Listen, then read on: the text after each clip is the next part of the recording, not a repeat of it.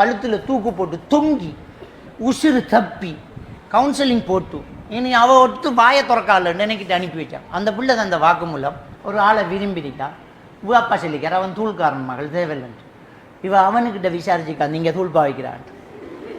இது என்ன புத்திசாலித்தனம்? அவன்கிட்ட கேட்டு அவன் நான் பாவிக்கிறான்னு சொல்லுவான் தானே.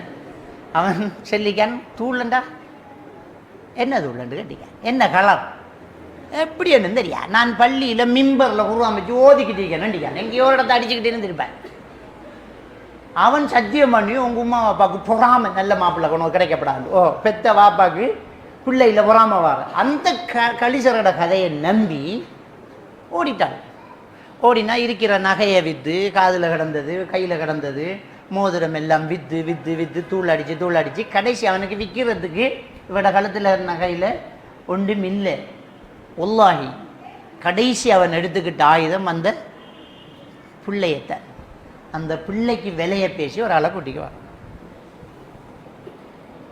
இப்பதான் இவக்கு ஞானம் விளை ஓடி போய் கதவை தள்ளி பூட்டி கத்தி ஊரை கூப்பிட்டு அவனை ஆக்கள் அடித்து விரட்டி ஓடி நீ உம்மா பாப்பா கிட்ட போய் முழிக்கொண்டான்ட்டு தூக்குள்ள தொங்கி தப்பி வந்த விரது தானே.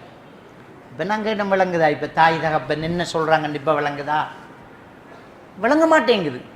உம்மா பாப்பா சொன்னால் அது சொல்கிறதில்ல நமக்கு கஷ்டப்பா இருக்கும். உலகத்திலேயே ஆகப்பெரிய எதிரியாக உம்மாவும் பாப்பாவும் தான் தெரியும். உனக்காக செத்தவங்க அவங்க.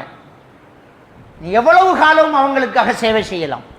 அதனால தான் அல்லாஹ் அவனை வணங்க சொல்கிற அடுத்த கையோட அல்லாஹ் ரசூல் அடுத்தது உம்மா பாப்பான்னு தான் சொல்ல. வஷ்குர்லி ஒலி வாலிதைக்குங்கிறான் அல்லாஹ். எனக்கு நன்றி செலுத்து, அடுத்தது உன் பெற்றோர்களுக்கு நன்றி செலுத்துங்க. என்ன வணங்கு, உன் பெற்றோர்களிடம் நல்ல முறையில் நடந்து கொண்டு அல்லாஹ் குர்ஆன்ல அடுத்தடுத்த சேர்த்து சொல்கிறான். அப்போ அந்த பெற்றோர்களை பொறுமதி தெரியும். அதான் பெற்றோர்களை வாப்பாட திருப்தி தான் அல்லாட திருப்தி, வாப்பாட அதிருப்தியில் அல்லாவின் அதிருப்தி என்றான் ரசூலுல்லாஹி ஸல்லல்லாஹு அலைஹி வஸல்லம். எவ்வளோ பெரிய ஒரு மோசமான ஒரு விஷயம்.